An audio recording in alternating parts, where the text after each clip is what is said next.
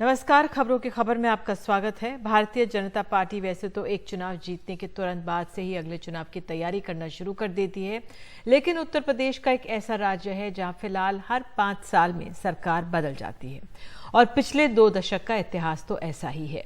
लेकिन इस बार बीजेपी ने फिर से कमर कस ली है। केंद्र में हाल के हुए कैबिनेट विस्तार में उत्तर प्रदेश से 7 मंत्री विभिन्न इलाकों को देखते हुए बनाए गए और अब करीब 16 से 17 मंत्री इसी राज्य से हैं।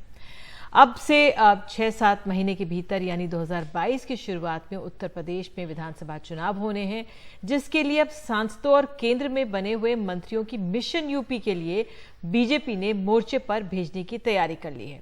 देश की राजधानी दिल्ली में यूपी के सांसदों, केंद्रीय नेताओं की 2 दिनों की बैठक है। मिशन यूपी तैयार किया गया है। तो क्या है मिशन यूपी का एक्शन प्लान? जो हमें जानकारी दी हमारे सहयोगी ने, उसके हिसाब से 5 अगस्त को अन्न महोत्सव, 80,000 राशन विक्रेताओं से प्रधानमंत्री की वीडियो कॉन्फ्रेंसिंग, टीकाकरण केंद्र पर जाएंगे सांसद, सभी 43 नए केंद्रीय मंत्री निकालेंगे जन आशीर्वाद यात्रा। हर मंत्री 3 से 4 संसदीय क्षेत्र के 4 से 5 जिलों में जाएगा। हर मंत्री 300 से 400 किलोमीटर क्षेत्र कवर करेगा। 15 अगस्त के बाद सांसद मंत्रियों की जन आशीर्वाद यात्रा होगी।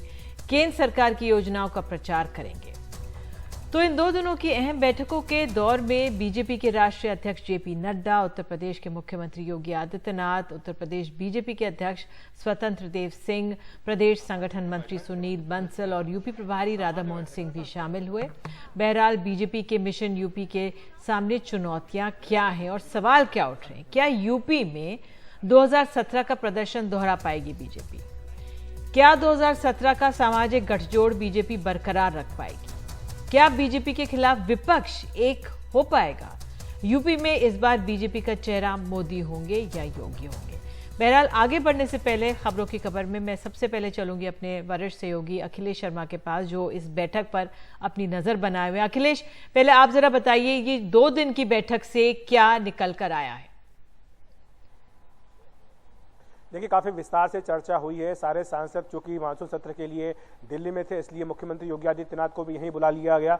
सुनील बंसल भी यहीं आए और लगातार ये बैठक चल रही है। चूंकि यूपी बड़ा राज्य है, इसलिए 2 हिस्सों में ये बैठक हुई है। इसमें हमें जो जानकारी मिली है बीजेपी के आला सूत्रों के मुताबिक, उसमें यही निर्देश जेपी नड्डा की ओर से दिया गया है कि 16 अगस्त से जन आशीर्वाद यात्रा निकाले सारे नए मंत्री। आप जानती है कि 43 नए मंत्री बने हैं, कुछ का प्रमोशन भी हुआ है। इनमें 7 यूपी से हैं, जिनमें कि 1 ब्राह्मण है और 6 जो है अनुसूचित जाति और साथ ही पिछड़ा वर्ग से हैं। तो बीजेपी ये चाहती है कि जनता में संदेश जाए कि कितने बड़े स्तर पर यूपी को नुमाइंदगी दी गई है। कुल मिलाकर के 16 मंत्री अब मोदी मंत्री परिषद में हो चुके हैं। इसके साथ साथ हमने ये भी देखा था, निधि की जब कोरोना की दूसरी लहर आई थी, तब कई सांसदों ने नाराजगी व्यक्त की थी। उन्होंने कहा था कि संवाद की कमी है, इसलिए वो लोगों को मदद नहीं पहुंचा पा रहे हैं। तो शायद ये भी एक कारण रहा है कि इसीलिए सांसदों को बुला लिया गया, मुख्यमंत्री के आमने सामने उनसे कह दिया गया कि जो भी आपकी शिकायत है आप बता दीजिए। और तीसरी बात ये भी है कि जब चुनाव होने जा रहे हैं तो जो विधायक हैं उनकी परफॉर्मेंस को लेकर के भी सांसदों से पूछा जा रहा है कि आपके जो क्षेत्र के विधायक हैं उनकी परफॉर्मेंस कैसी है, क्या उन्हें दोबारा टिकट मिलना चाहिए या नहीं। बिल्कुल अखिलेश, ये बहुत अहम बात आपने बताई है और आगे भी आपसे जानकारी लेते रहेंगे। बहुत बहुत धन्यवाद इसके लिए कि जिस तरह से एक इतना बड़ा कदम बीजेपी उठा रही है, मैसिव प्लानिंग कर रही है। मिशन यूपी जो बीजेपी शुरू करने जा रही है उसको कुछ गहराई से और समझने की कोशिश करेंगे। हमारे साथ खास मेहमान जुड़ रहे हैं। इस समय मुझे बताया जा रहा है घनश्याम तिवारी, प्रवक्ता समाजवादी पार्टी, मेरे साथ हैं। सुनील भराला, नेता बीजेपी के, जुड़ेंगे। तो मुझे एक आज हमारे साथ हैं घनश्याम तिवारी जी। मेरा सवाल आपसे पहले यही है कि जो बीजेपी की चुनावी मशीनरी है, जो जिस तरह से वो प्रयास करती है, तमाम बैठकें करती है और जिस तरह से वो पूरा अपना एक दावेदारी का खाका तैयार कर देती है, उसको चुनौती देना कितना मुश्किल है आप लोगों के लिए? नमस्कार आपको और आपके तमाम दर्शकों को। देखिए, भारतीय जनता पार्टी शायद देश की, एशिया की सबसे धनी पार्टी में अपने आप को गिनती है। स्वयं को दुनिया की सबसे बड़ी पार्टी मानती है। लेकिन अगर आप उसको अगले पन्ने पर देखें, मुख्य पृष्ठ से हट करके, तो निहायत ही खोखली पार्टी है। आप भारतीय जनता पार्टी का 2017 का संकल्प पत्र उठा लीजिए, जिसको उन्होंने स्वयं कूड़े दान में फेंक दिया है। समाजवादी पार्टी पूरे उत्तर प्रदेश में बांटना चाहती है। इसमें उन्होंने लिखा था कि करोड़ों युवाओं को रोजगार देंगे, हर बेटी को लगभग 50,000 की शिक्षा से जुड़ी हुई नीतियों में फायदा देंगे, हर गांव में एम्बुलेंस उपलब्ध होगी। तो एक स्तर पर उन्होंने अपने ही घोषणा पत्र के 32 पेज के पत्र में एक भी ऐसा पृष्ठ नहीं है इसमें कोई 3 बातें पूरी की गई, जबकि उनके पास 300 से अधिक विधायक हैं, उनके पास 60 से अधिक सांसद हैं लोकसभा। घनश्याम जी, आप भी जानते हैं कि जो ये घोषणा पत्र होते हैं चुनावों के दौरान, उस पर अमल करना तो शायद ही कोई पार्टी करती है।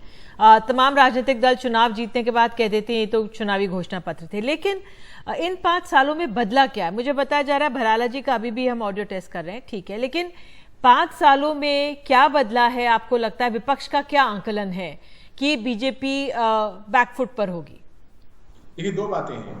जैसे मैंने कहा कि हाथी के दांत खाने के और दिखाने के और। अगर आप भारतीय जनता पार्टी के दिखाने के दांत देखिएगा तो जिस तरीके से पंचायत चुनाव से पहले दिसंबर जनवरी में इसी तरह की तैयारी की गई थी, 6 केंद्रीय टीम बनाई गई थी, राधा मोहन सिंह जी यही लोग उसकी अध्यक्षता कर रहे थे, राधा मोहन सिंह की अध्यक्षता कर रहे थे, आदित्यनाथ जी के हाथ में कमान दी गई थी। भारतीय जनता पार्टी इकलौती पार्टी थी जिसने 3000 से अधिक कैंडिडेट्स की सूची जारी की थी और जनता ने इनका सफाया कर दिया। मैं आपके मंत्री भराला जी के आने से पहले भारतीय जनता पार्टी के लिए वोट की अपील करना चाहता हूँ। मैं चाहता हूँ कि आपके दर्शक जिसके भी परिवार में एक भी व्यक्ति का रोजगार भारतीय जनता पार्टी की सरकार में मिला हो, भारतीय जनता पार्टी के लिए वोट करें।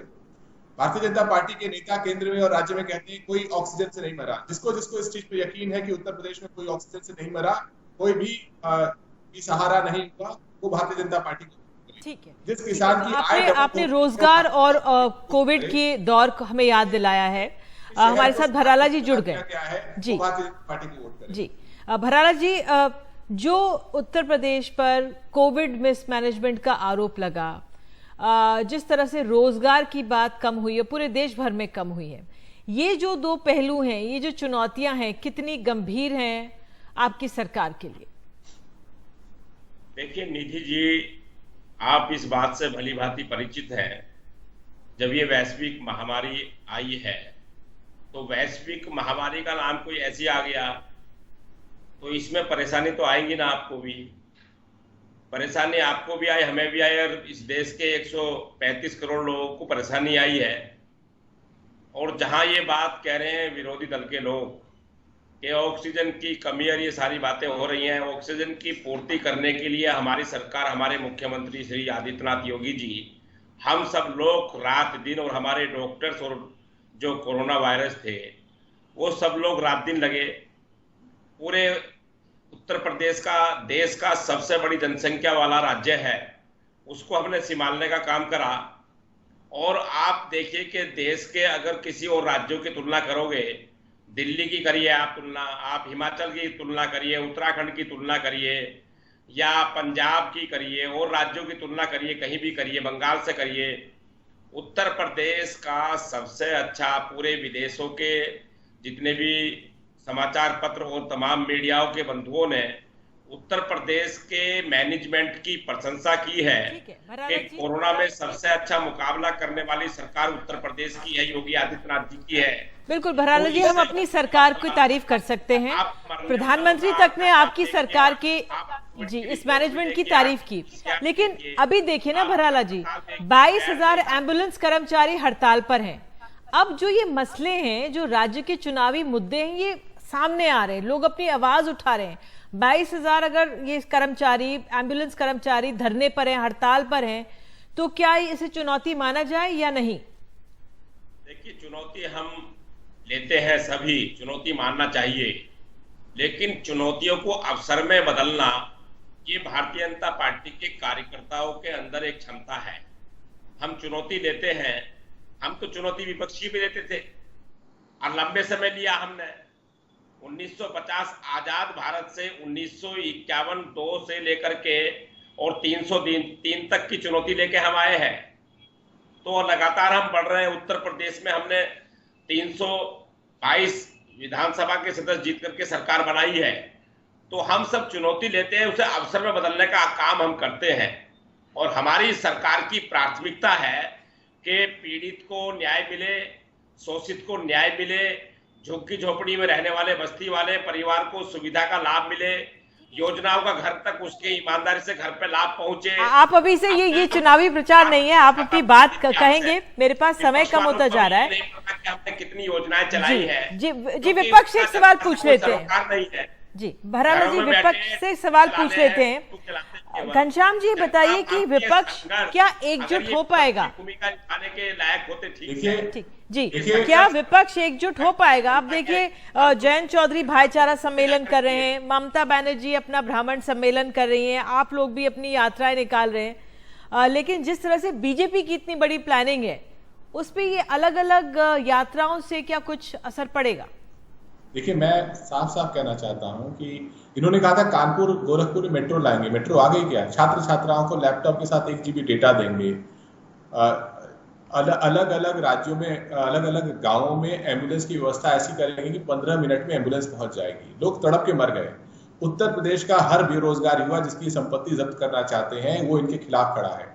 हर वो बेटी जिसने चीरहरण देखा है और प्रधानमंत्री को आदित्यनाथ की पीठ थपथपाते हुए देखा है, इनके खिलाफ खड़ी है। हर वो परिवार के खिलाफ खड़ा है जिनको इन्होंने तड़पने के लिए छोड़ दिया, लाशों को ऐसे ही बिना एक्नॉलेज किए छोड़ दिया। तो उत्तर प्रदेश की जनता इनको उखाड़ने के लिए तैयार है। उत्तर प्रदेश से कंस राज जाने वाले हैं, उत्तर प्रदेश के लोगों के अच्छे दिन आने वाले हैं। एक बार फिर प्रदेश में विकास की चर्चा होगी, अस्पतालों की चर्चा होगी, शिक्षा की चर्चा होगी, रोजगार की चर्चा होगी, अमन चैन की चर्चा होगी और इस तरह के प्रोपेगेंडा की चर्चा समाप्त होगी। बिल्कुल, आप कह रहे हैं कि लोग यूपी की जनता इन्हें उखाड़ फेंकेगी, लेकिन जनता भूल भी तो बहुत जल्दी जाती है।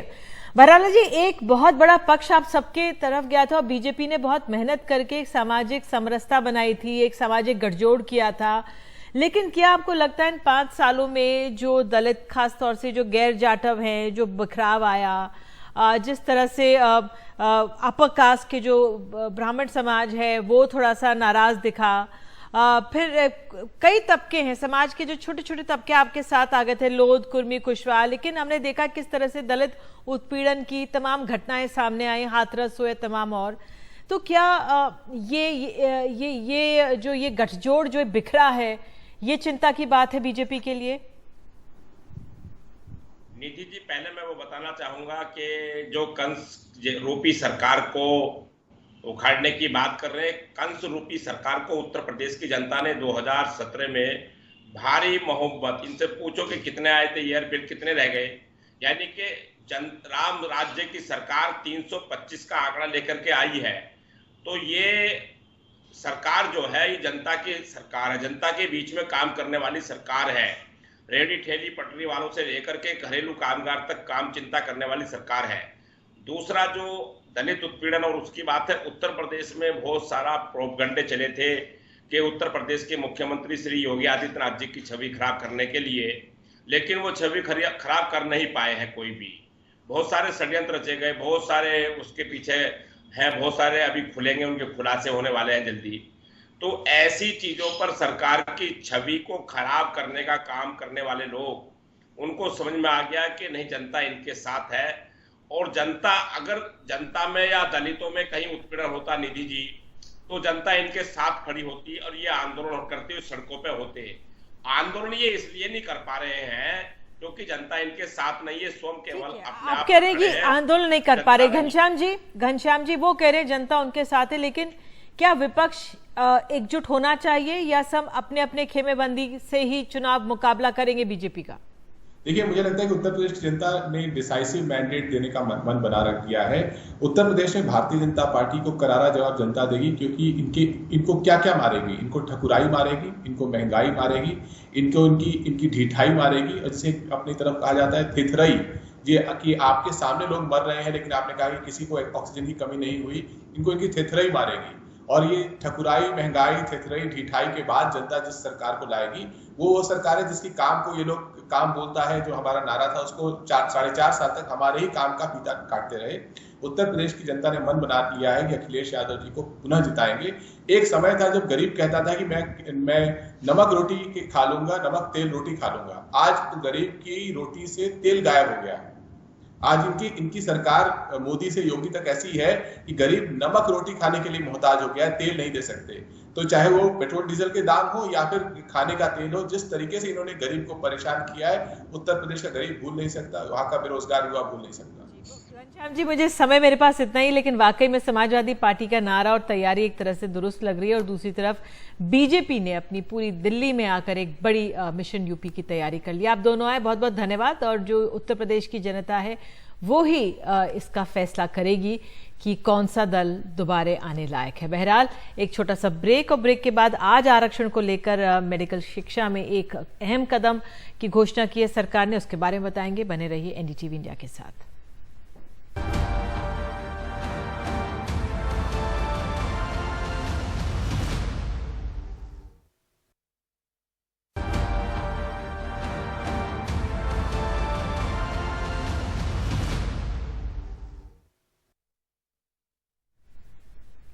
मेडिकल और डेंटल कोर्सेज के अखिल भारतीय कोटे में अब आर्थिक आधार पर भी आरक्षण होगा। एक तरह से ये अगड़ा आरक्षण के लिए खुली खिड़की है, जिसकी मांग अरसे से हो रही थी। यूजी और पीजी मेडिकल डेंटल कोर्स में 10% आरक्षण आर्थिक तौर पर गरीब तबकों के लिए होगा। ओबीसी के लिए 27% आरक्षण होगा। ये इसी साल से MBBS, MD, MS, BDS, MDS और डिप्लोमा कोर्सेज के लिए लागू होगा। इसका फायदा करीब 4000 ओबीसी छात्रों को होगा और 1550 आर्थिक तौर पर कमजोर छात्रों को।